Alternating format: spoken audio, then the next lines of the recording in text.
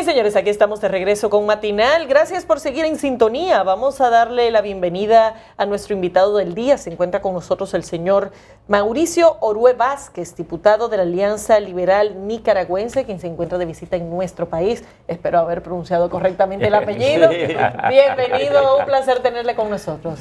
Buenos días, bienvenido. Muchas gracias. Segunda vez acá en este programa. Sí, la segunda vez. Sí, estuvimos una vez con usted acá. Hace un poco más de un año. Y bueno, aquella vez vino por razones de sus vinculaciones religiosas con la República Dominicana. Así es. Esta vez tengo entendido un tema parecido. que está viniendo acá ahora. Sí. Es decir, que la religión metida a la política.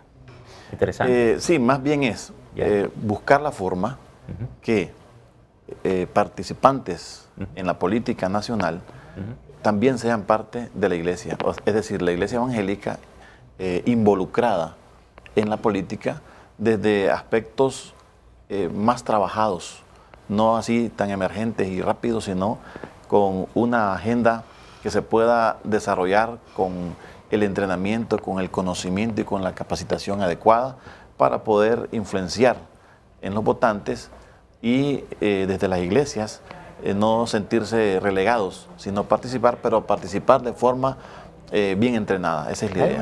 Hay un libro que sale en Estados Unidos y que incluso se ha convertido en un documental especial de Netflix. Se llama The Family, es decir, la familia. Sí. Y ahí es un grupo de legisladores de los Estados Unidos y de empresarios que de manera secreta crean un movimiento para influir en la política a nivel mundial. Y la filosofía es un poco que las cosas es el elegido, el que sea elegido, no importa lo que haga, si usted es elegido, usted tiene que ser apoyado. Espero que esa no sea la filosofía de venir a la iglesia, porque entonces sería una cosa muy desastrosa desde el punto de vista ético. Y si es que usted, para ampliar esto, si es que usted es de la iglesia y fue llevado como candidato a ser diputado y ganó, o usted desde diputado es que está involucrándose promoviendo la iglesia. Sí, lo que sucede es que en el último tiempo se ha visto demasiado descontento y los políticos a nivel latinoamericano, especialmente hablando de ese segmento, no han dado respuesta. Han tenido sus campañas, han tenido sus propuestas, pero al finalizar su periodo, después de 4 años, 5 años, según el tiempo que en cada país corresponda, los resultados han sido más retroceso, desastre, corrupción, nepotismo. Entonces, ante ese desencanto, la población dice, pero ¿quién podría ayudarnos? Ya casi como Chespirito, ¿verdad? Y ahora como el Chapulín, ahora ¿quién podrá ayudarme? Entonces, los valores que se proyectan desde la iglesia han servido para tener una esperanza y decir, bueno, un hombre de Dios, una mujer de Dios con principios, con valores que le daría más pena, más vergüenza quedar mal, podría sacarnos de esta situación. Ante eso, muchos candidatos han venido haciendo propuestas y no confundiendo, porque ese es el asunto, que muchos piensan que es que se confunde la religión con la política. No es así, es un político que tiene participación en una iglesia evangélica y que tiene una propuesta para la nación, ¿verdad? Entonces no es la confusión de ir a presidir un país desde la iglesia, no.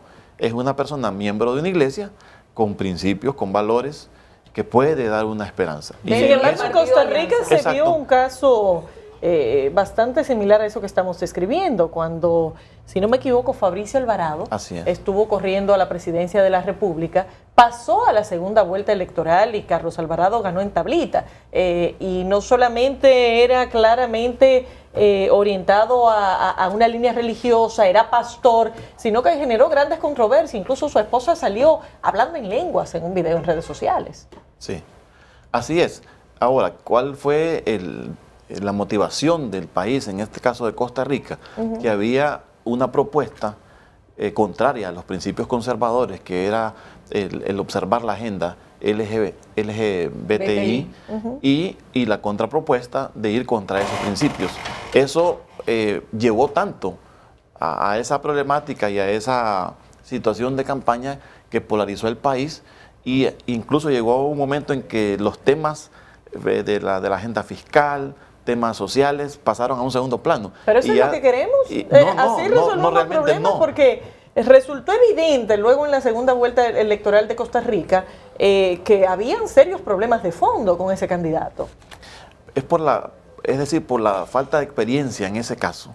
Claro, porque es un pastor. Que se hizo una mezcla de cosas. Pero la propuesta de Fabricio era correcta.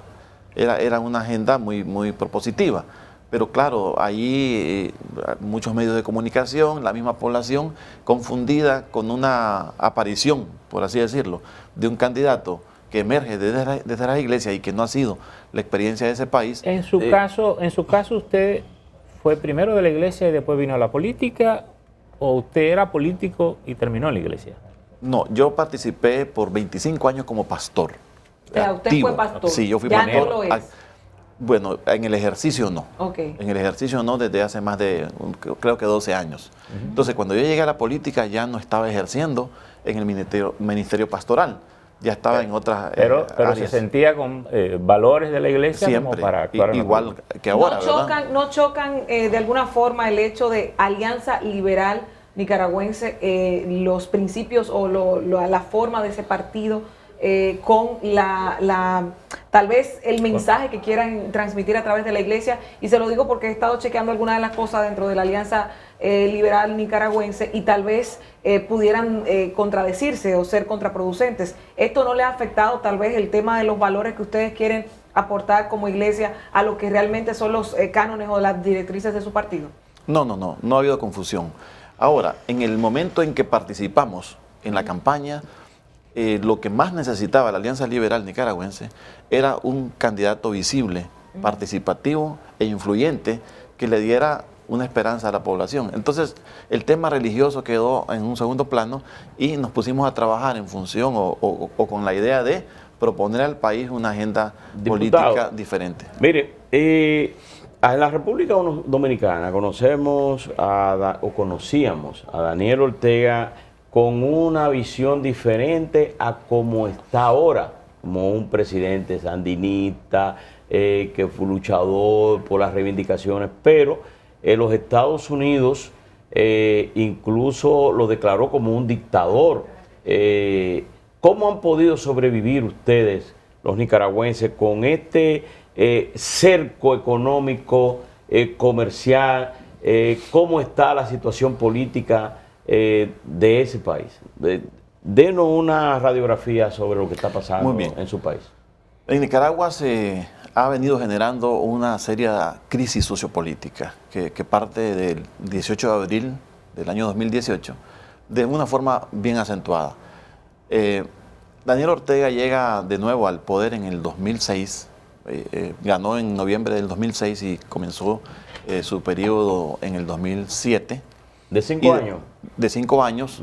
Gana en la primera ocasión reivindicando un pasado que nos había dejado bien desastroso en la década de los 80, pero ahora se presenta con una nueva visión, de alguna manera, con una renovación que convenció al pueblo y creemos que ganó de manera amplia, ¿verdad?, en el 2006. Cuando termina su periodo, que ya sería en el 11, se vuelve a postular y ahí es donde ya inicia un pequeño sinsabor, porque hay que reformar la Constitución, porque está prohibida, ¿verdad?, de forma directa, que no puede reelegirse un presidente en ese momento. No se puede reelegir porque la Constitución se lo prohíbe y hay un gran candado.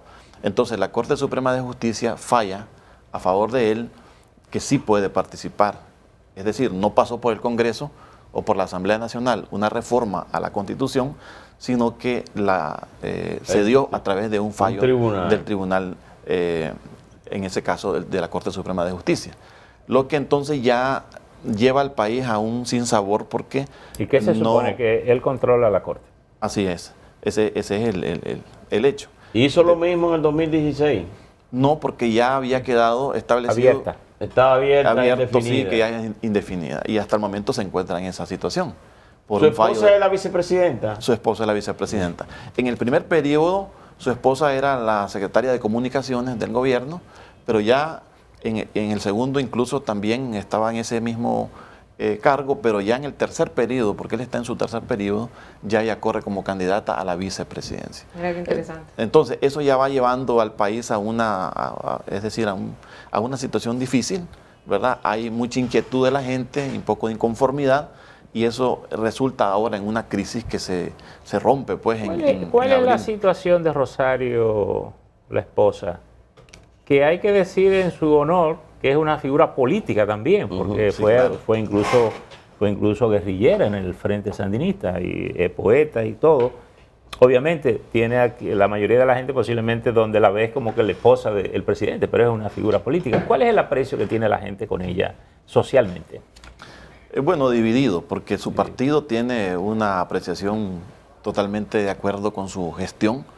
Es una persona muy, muy inteligente, muy beligerante, muy activa, ¿verdad? En su organización, pero la población cree, la parte que no está con ella, cree que es la causante de la crisis que tenemos, porque incluso los mismos opositores piensan que Daniel Ortega es un estadista, una persona con mucha experiencia, muy destacado, pero que su mal ha sido su esposa. Esa es la apreciación. O sea, que él es un santo y ella es la culpable de todo. Ella es la que maneja. Una apreciación que podría dar. Ahora, usted que empezó en la religión, no, pero ¿verdad? en la parte económica, sobre el bloqueo que tiene Estados Unidos, ¿cómo sobrevive? ¿Cómo está la prima del dólar? ¿Cómo se maneja? Bien, en el primer periodo comenzó a darse una salud financiera, ¿verdad? Incluso los mismos organismos internacionales. ¿Qué es una salud financiera? Es decir, comenzó una recuperación, a mejorar, ¿verdad? Entonces, el Fondo Monetario Internacional, el Banco Mundial, comenzaron a ver a Nicaragua con esperanza, ¿verdad? Igual que República Dominicana y Panamá, Nicaragua era de los países que crecía económicamente. Y mantuvimos un crecimiento económico del 5% sostenido. Entonces, un puntaje elevado, un buen alumno que venía creciendo. Pero esto se destruye con la crisis que se dio en abril del 2018 y la economía comienza a bajar porque lógicamente el turista no llega por temor ya las noticias de que hay una represión y que hay manifestaciones en la calle y que hay peligro. Luego ya inician, ¿verdad?, las amenazas de Estados Unidos y luego ya las cosas concretas, que son sanciones que están dirigidas, en este momento dirigidas a personas. Han sido sancionadas 8 personas del gobierno del presidente Ortega. Le han quitado pero ¿cómo es la dinámica cotidiana de la gente? ¿Hay represión? ¿Hay ausencia de libertad? ¿Cómo se maneja? Es relativo. ¿Cómo están los medios? Porque si ustedes llegan a Nicaragua, ustedes se movilizan de manera tranquila, de forma normal. El país tiene un desarrollo normal. Sin embargo, las personas que tienen una posición política bien definida, muy fuerte, sí tienen ciertas limitaciones. Bueno, entonces, pero eso es opresión política. Claro que sí. Entonces ahí hay falta de libertad porque los turistas no son los que traen problemas políticos, son la oposición. Sí, exactamente. Entonces ya una oposición frontal, ¿verdad?, y radical, entonces tiene sus consecuencias. ¿Hay presos de la oposición? Bueno, se acaban de liberar una enorme cantidad. Pero ¿en qué estado está el diálogo? Porque ustedes tenían un proceso de diálogo con el gobierno, había una mesa con una agenda y tengo entendido que la libertad de esos presos era parte de esas conversaciones. ¿En qué estado está? El diálogo está suspendido. Está suspendido. Desde el 18 de mayo está suspendido. Se suspendió porque la Alianza Cívica, que era la contraparte del gobierno, consideró que muchos de los puntos que habían acordado se iban a dar, ¿verdad? No se dieron. Uno de ellos es que ellos alegan que los presos políticos no salieron en su totalidad, sino que el 18 de junio, que fue el día que se tenía previsto y el mismo gobierno se comprometió que en 3 meses iba a liberar a todos los presos políticos, ellos alegan que no salieron. Bueno, nosotros tenemos,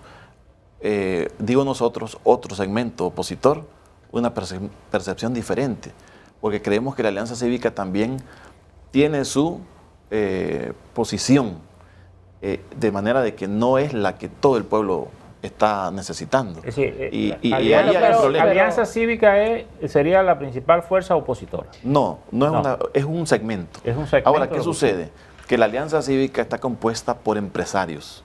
Entonces, ellos, 6 personas y sus suplentes los ubicó la Iglesia Católica en ese diálogo y los escogió de forma así unilateral, selectiva, y no se incluyó a los partidos políticos en ese grupo, no se incluyó a los universitarios, que son la primera causa de las protestas, no se incluyó al sector campesino, no se incluyó a la iglesia evangélica, es decir, segmentos importantes de la población quedaron fuera. Entonces, ahí lo que ha habido es un diálogo entre el gobierno y la empresa privada o los empresarios. Entonces, eso tampoco ha dado una salida porque no están representados todos los segmentos de la sociedad en ese grupo. Pero ¿por qué es difícil determinar si los presos políticos han salido o no? Particularmente con esa composición, porque si son empresarios los que están de alguna manera conduciendo este diálogo con el gobierno, entonces no debería ser difícil saber realmente cuántos presos por motivos políticos hubo en su momento y cuántos fueron liberados. Se maneja una lista y la OEA tiene esa lista. Exacto. Y a criterio de la OEA, los presos políticos salieron todos. Pero la Alianza Cívica sigue diciendo que aún hay presos ahí. ¿Y al criterio de la Alianza Liberal Nicaragüense? Creemos que no están esos presos, pero sí creemos que hay acoso a los que salieron. Sí creemos que los que salieron no están totalmente libres y que hay más de 50.000 personas en el exilio que por diferentes posiciones no pueden regresar a Nicaragua y eso no puede ser normal. Ellos tienen que regresar a Nicaragua. O el gobierno se lo impide. No se lo impide de manera directa. Pero no se sienten seguros. Sí, exactamente, de que es peligroso no se sienten que regresen. seguros en Nicaragua. Entonces, no se puede abrir un espacio verdaderamente democrático, abierto, con ese tipo de presión. ¿Qué salidas tiene esta crisis y la situación que está viviendo de convulsión política en Nicaragua con este tema? ¿Y qué riesgo hay de que vuelvan las tensiones de abril del 2018, que dicho sea de paso, fueron bastante preocupantes desde el punto de vista de la sostenibilidad del gobierno y las agresiones de derechos fundamentales que allí se hicieron? Esa es una situación latente que se encuentra ahí. Pero como hay una presencia 24 horas de la policía en todas las ciudades, en los lugares principales del país, ese es el motivo de que la gente no puede salir, porque si la gente quiere salir a hacer una protesta, no puede. Tiene que pedir permiso a la policía y la policía no le da permiso. ¿Verdad? Pero esto entonces es un régimen policial. Sí, así es. Entonces, ¿qué sucede? Ese es un riesgo latente. ¿Cuál sería la solución que nosotros hemos planteado? Volver a reinstalar el diálogo nacional, pero ahora debe ser incluyente. No solo con los empresarios, tienen que estar ahí. ¿Y las expectativas para que eso se dé? Porque si el diálogo está detenido y la situación está como usted la está planteando ahora, entonces, ¿qué expectativas tienen ustedes de que se pueda retornar a ese diálogo y que sea efectivo? Solamente una presión internacional más. ¿Ustedes están apostando a una presión internacional? Así es, porque la OEA dio 75 días para que vuelva la CIDH al país y se retome de nuevo el diálogo y ya llevamos. Pero diputado, buen tiempo. Ustedes están buscando una solución a esta crisis, pero se supone que si Daniel Ortega está del 2006 y todavía en el 2016 se reelige y está indefinida la reelección, yo no veo que ustedes tienen como punto de partida que se le ponga un límite a la Constitución, que haya alternabilidad en ese país. O sea, no hay alguien los partidos políticos no están reclamando eso, que haya un candado a la Constitución. En este momento estamos trabajando. Lo vamos a tener ahí hasta que se muera. En este momento estamos trabajando una reforma a la ley electoral. Y confiamos que esa reforma va a volver a poner el candado que se abrió. No empezando con la Constitución, sino con la ley electoral. Con la ley electoral. Pero la ley electoral no es normalmente el instrumento para impedir una reelección presidencial. La fuente de ese tipo de prohibiciones tiene que ser la Constitución. Es que la Constitución lo tiene prohibido. Sobre todo si hay un Tribunal Supremo que favorece una interpretación que permite indefinidamente la reelección. Para eso es el diálogo, para eso nos vamos a poner de acuerdo, para que ese candado siga enllavado, porque en la Constitución no se ha reformado, sigue ahí.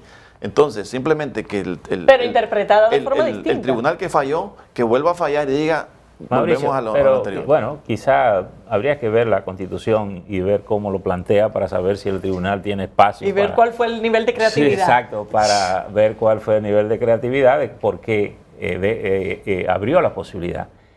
Aquí el tema es, ¿cómo está la composición del Congreso en Nicaragua? Que permita, digamos, modificar la ley electoral, replantear el tema constitucional, que el gobierno tenga que sentarse a dialogar sobre el tema. Obligadamente volvemos a decir, sentarnos al diálogo franco, sincero, porque la composición es totalmente extrema de parte del gobierno, que tiene 70 diputados de 92. 70 de 92. De 92. Sí, que tiene una mayoría absoluta. Una mayoría. Aplastante, totalmente. Aplastante. Entonces, usted la parte religiosa que usted vino, porque usted vino no como diputado solamente, sino a trabajar con sus homólogos aquí en República Dominicana evangélicos. Usted dentro de la política no ha tenido tal vez ataques a su imagen por haber venido de la parte religiosa. ¿No le ha tocado enfrentar situaciones de afectar su imagen? No, por el contrario, siempre me han tratado con mucho respeto. ¿Durante todo el tiempo de la política? Todo el tiempo. Pues no se hace política sucia en Nicaragua. Usted puede definirme, si, haciendo un paralelismo, si Nicolás Maduro y Daniel Ortega, sus regímenes, su forma de manejar, ¿son parecidos para tener una idea? No creo que sean parecidos. No, porque, ¿por qué?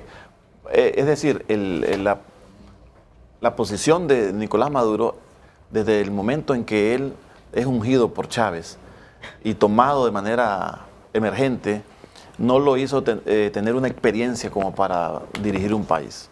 Es decir, surge de repente y toma en una emergencia el país. Es muy desacertado, ¿verdad?, en su política nacional, en su política exterior, no concilia, es amigo de la gente que se mete a problemas. Ustedes están en desacuerdo con Daniel, pero les reconocen su liderazgo. Reconocemos un liderazgo que tiene y reconocemos que es un líder importante, no lo vamos a menospreciar, tiene su presencia en el país, llena las plazas, tiene gente que lo sigue, pero con esa inteligencia apelamos a que él se siente, como ya lo ha hecho en otras ocasiones, y podamos salir adelante y podamos resolver los problemas del país. Los líderes se equivocan. Sí. Claro. E incumplen la ley también. Así es, y en esas equivocaciones él debe de reflexionar y poner un alto, porque quien tiene aquí la decisión de que nosotros ya salgamos de esta crisis es él. Pero por la composición que usted dice que tiene el Congreso, evidentemente que todos cuanto pase por ahí tiene que ser el producto de un diálogo con, así es, no hay con el gobierno. forma. Sin eso no hay posibilidades de hacerlo. No tenemos otra forma. Bueno, muchas gracias. Gracias, diputado. Muchas gracias. Señores, gracias. Mauricio, gracias y esperamos que se la pase bien aquí de nuevo en esta segunda ocasión. En este país tan lindo. ¿Ya? Muchas gracias. Bueno. Gracias por su visita. Señores, llegamos al final de esta entrega. Gracias por la sintonía. Nos vemos aquí mismo mañana a las 6 de la mañana en otra entrega de Matinal.